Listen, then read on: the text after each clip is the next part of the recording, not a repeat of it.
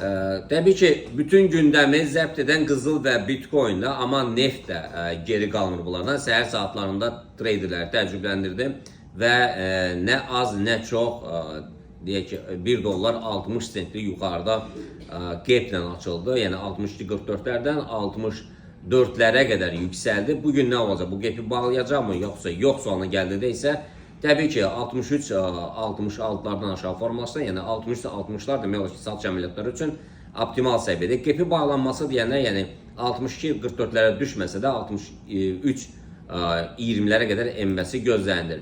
Keçək biz funtun dollar rəqabətinə, evronun dollar rəqabətinə keçək. Yəni bugün nələr olacaq? Funtun dollar rəqabəti 1.33-780-lərdə alışlar, satışlar isə 1.33-lərdəndir və eyni zamanda Euro dollara baxaq. Euro dollara alışlar 1.16-350'lər, satışlar isə 1.15-800'lərdir.